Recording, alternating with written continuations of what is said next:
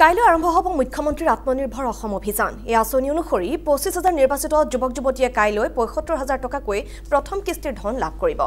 প্ৰথম ৩-দিনীয়া প্ৰশিক্ষণ সমাপ্ত হোৱাৰ পিছত নিৰ্বাচিত যুৱক-যুৱতীসকলে ২৫,০০০ টকাকৈ দ্বিতীয় কিস্তিৰ ধন লাভ কৰিব। খানাপাৰা পশু চিকিৎসা মহাবিদ্যালয় খেলপথাৰত অনুষ্ঠিত হ'বলগীয়া অনুষ্ঠানত আনুষ্ঠানিকভাৱে যুৱক-যুৱতীসকলক প্ৰদান কৰিব আত্মনিৰ্ভৰ অসম অভিযানৰ ধন।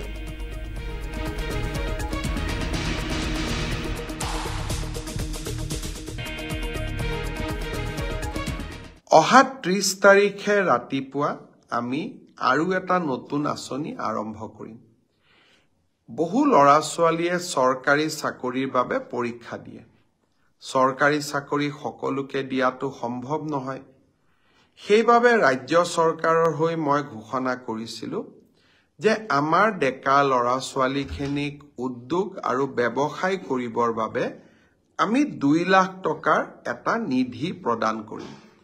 আৰু খুব ভাল কৰি যদি এই ২ লাখ টকা ব্যৱহাৰ কৰি আমি ব্যৱসায় এটা নিৰ্মাণ কৰোঁ, ভৱিষ্যতে প্ৰধানমন্ত্ৰীৰ মুদ্ৰা আঁচনিৰো আমি সহায় ল'ব পাৰিম বা মুদ্ৰা আঁচনিৰ জৰিয়তেও আমি এই ২ লাখ টকাক আৰু ডাঙৰ বৃহৎ পুঁজিলৈ ৰূপান্তৰ কৰিব পাৰিম। এই প্ৰধানমন্ত্ৰী আমাৰ মুখ্যমন্ত্ৰীৰ আত্মনিৰ্ভৰ অসম আঁচনিৰ প্ৰথম কিস্তিৰ ধন ৩০ তাৰিখে ৰাতিপুৱা ১০ বজাত আমি গুৱাহাটীৰ খানাপাৰা ফিল্ডৰ পৰা বিতৰণ কৰিম। ইতিমধ্যে আমাৰ জিলা উপায়ুক্তসকলে নিৰ্বাচিত ছাত্ৰ-ছাত্ৰীসকলক আমন্ত্ৰণ জনাইছে।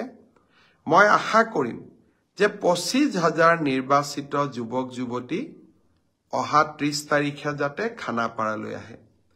প্ৰথম আমি ৭৫,০০০ টকা দিম।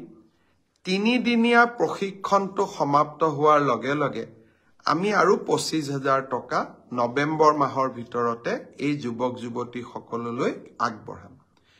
পৰৱৰ্তী এই ১ লাখ টকা কেনেকৈ ভাল কৰি ব্যৱহাৰ কৰিছে তাৰ ওপৰত ভিত্তি কৰি আমি পৰৱৰ্তী সময়ত আৰু ১ লাখ টকা যুৱক-যুৱতীসকলক আমি দিয়াৰ ব্যৱস্থা কৰিম। বহুতে মোক সোধে টকাটো ঘূৰাই দিব লাগিব নেকি? ১ লাখ টকা ঘূৰাই দিব নালাগে। আৰু বাকী ১ লাখ টকাও ৩ বছৰ পিছত মাত্ৰ মাহত ৫,০০০ টকাৰ এটা সৰু ইনষ্টলমেণ্টেৰে ৫ বছৰ সময় আমাৰ ৫,০০০ কৰি আপোনালোকে লাহে লাহে এই পইচাটো আমাক উভতাই থাকিব পাৰিব।